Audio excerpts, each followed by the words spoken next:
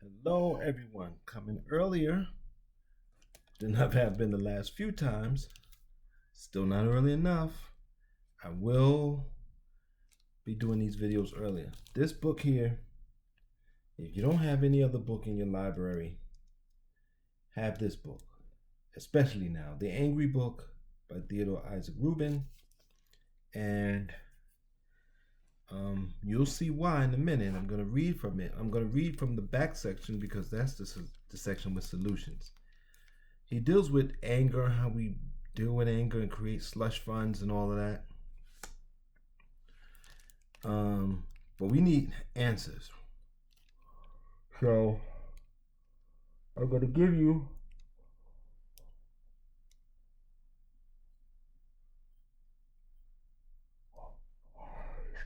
answers.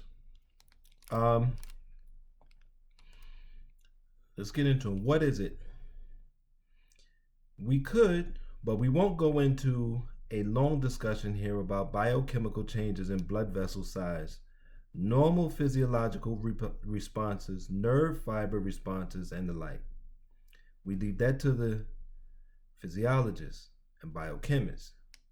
Our interest is the emotional area where major difficulty takes place. Anger can be defined as a universal human response in which a person is aware of being or feeling in a state of displeasure. It occurs only in living creatures and in people. It is replete with feelings of warmth and aliveness. As a matter of fact, it is warmth and aliveness. It can be accompanied by physical feelings and changes, blood rushing to the face, blushing, quickening heartbeat, and so on. There may be a concomitant, there may be a concomitant desire to yell out, to use strong words, to wave one's hand or arms and let others know how one feels. It is an effective emotional response and can produce the transmission of an effective and effective message. This can be followed by a give and take, mutual exchange of emotional information. In health, it is self-limiting. This means that it takes place and then stops. It is often a response to frustration due to misunderstanding. We human beings have a great need to understand one another. Very limited ways of transmitting understanding and exceedingly limited frustration tolerances. This combination guarantees angry responses. Black and white. Anger is not a black or white, all or nothing feeling or response. This sounds obvious, but many people feel otherwise. They feel that any feeling or show of anger is tantamount to loss of control and is the same as a huge uncontrollable temper tantrum. They regard this as a sinful and dangerous misdeed, a strike against oneself, and is potentially dangerous to say the least. Of course, this isn't true. Intensity of anger may vary from the mildest irritation to the very powerful feelings and transmissions. There are innumerable shades of nuances, mild feelings of irritation, and hardly the equivalence of uncontrollable rage. Got to be careful with this though. Depends on who you are. Indeed, angry responses very, very seldom reach uncontrollable levels. When they do, they are invariably slush fund hemorrhages and have little or nothing to do with the immediate irritating situation on hand. People can and do get mildly, moderately, and even intensely angry without loss of control.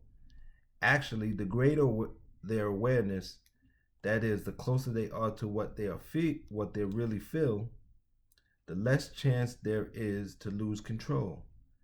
People remember that loss of control or rationale is due mainly to slush fund explosions.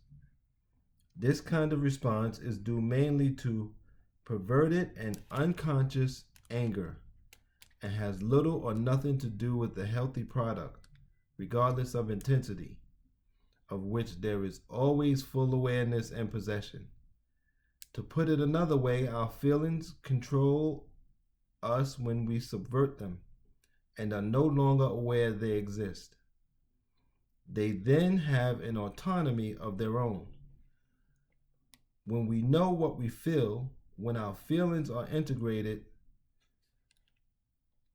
as part of the whole of us, then regardless of their intensity, we remain completely in charge of ourselves and of all our feelings as part of a central autonomy. Now, I want to get to something. What he's saying is true, that you can be angry without losing control, but in this society, you got to watch your anger.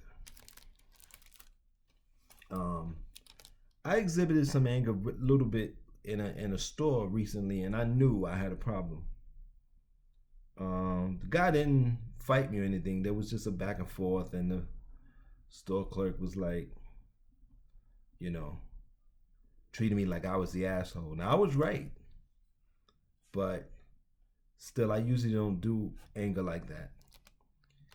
Now, as a black man, showing anger to the wrong people can get me killed. Matter of fact, showing anger to anyone can get me killed, because my life is in this society worth less and worthless.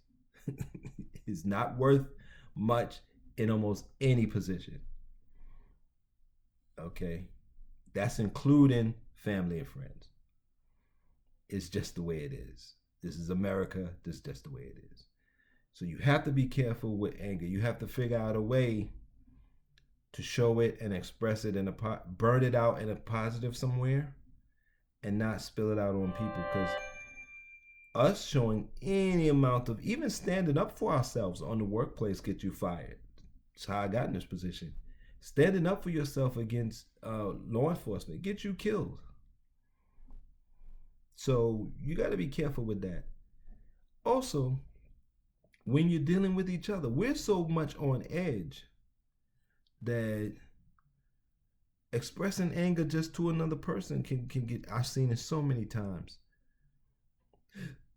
I saw a man get knocked out on the train one time, and it was kind of his fault, but for expressing something, and young guys walking by, I've seen people are always getting it. You hear it. People get stabbed on the train because of arguments. People get punched in the face. People get pushed on the tracks because there's arguments. You got to be careful, because we're living in a time when anger can get you killed. And so you got to be careful. Even if you're not angry, even when you're pleasant, you can get killed. There was recently a man who killed his family, and they said he was hallucinating, hearing voices. So one family kicked him out from the Bronx and sent him to Far Rockaway. And he used to drive Uber, but the car wasn't working, so he was kind of living with this family. His family put him up, and he killed he stabbed a bunch of them. I think he killed some members, and a couple members lived. And I can imagine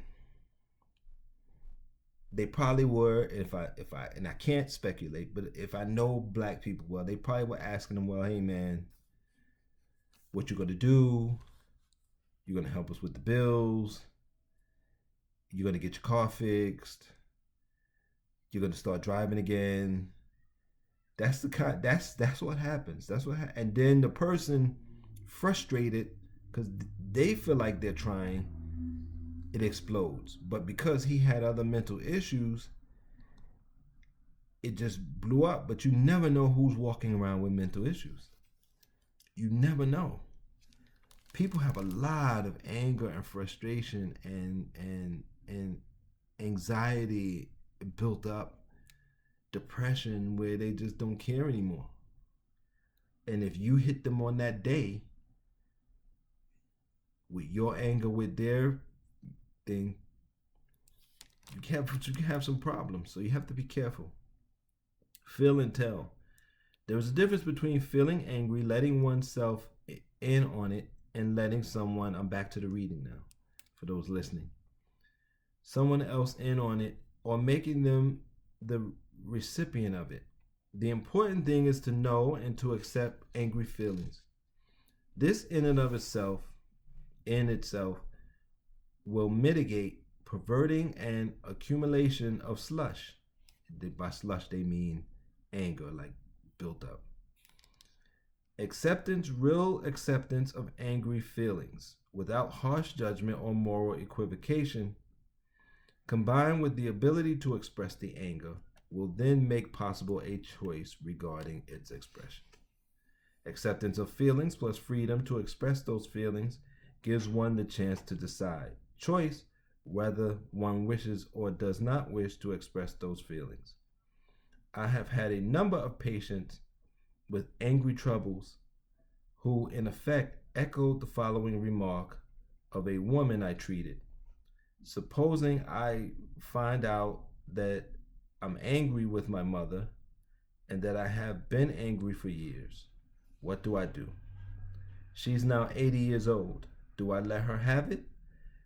She would not understand an iota of what I'm talking about at this point. After this patient worked out her angry problems and really accepted her ability to get angry and her angry feelings, and after she found the ability to convey her feelings to others, she had a choice and made her own decision. She decided that no one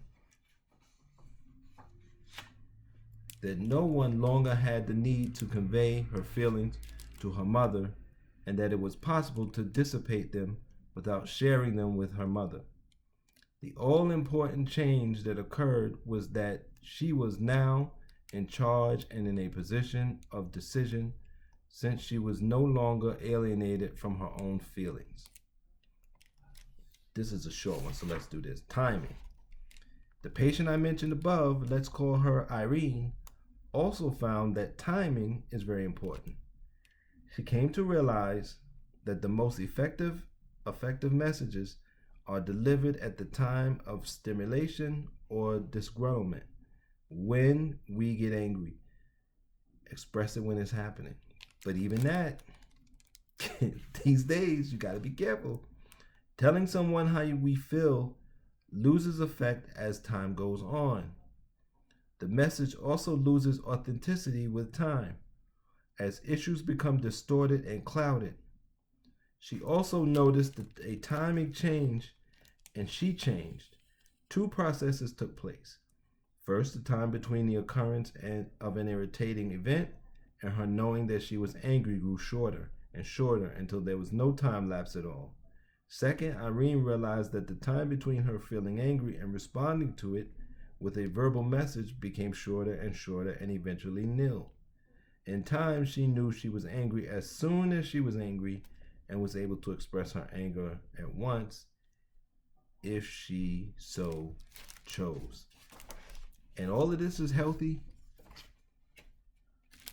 but we've reached a period in our society where you must be careful how you do it. I know New Yorkers sometimes will use sarcasm, and that could be a little less threatening to people. Sometimes, to be honest with you, I'm starting to look at people with fascination, like, wow, you really are out of your minds. And so I don't get really angry with them. That's how I'm starting to deal with it. I don't really get angry with them because I know they're so far out of their minds. Because I read stuff like this, I study things. I go back to my old psychology books and things, and I'm looking at the world and I'm like, yeah, these people are out of their mind. They're disconnected from reality, objective reality. And I know that. And that's the main problem. Because so many people are out here functioning disconnected from objective reality. But reality is asserting itself. And you're not going to make falsehood work in reality. It ain't going to work. You can live it, but it's going to grind you down. It's going to come to a head somewhere. And it's coming to a head in all aspects. In political life, it's coming to a head. in our personal lives is coming to a head. You see more divorces. You see more people murdering their wives and husbands. You've seen people killing their families. Things that even in my community in the hardest of times during the crack era, we didn't have this kind of stuff. But it's happening. And it's going to continue to happen until the people who have social power start realizing and recognizing the objective reality that we're all in. If they don't do it, it's going to continue and continue. So I say, if you're out there, you're listening to this, you're watching this, be careful, be careful, be careful, be safe. Figure out a way to channel your anger, to channel that energy in a way that people won't destroy you for it. It's the best way to go. Don't let anybody take advantage of you. Don't let anybody treat you badly, but just and if you can stay away from people, like just stay away from it. It's better. It's better. You might be lonely, but I'm starting to understand that when you're in your mind, when you're connected to reality and other people are not, you're still alone when you're with them anyhow. So it doesn't matter. It's best and it's safest for them and for you to just sometimes keep distance. Eventually people will come back into their minds, because it's either we're going to come back into our mind or die. It's not going to be no two ways about it. Reality always asserts itself, and we have to and must abide by the rules of reality. So until next time, take care of yourselves, be safe, and remember, you can support me by giving directly, hitting the links, or becoming a sponsor. Until next time, take care and be safe.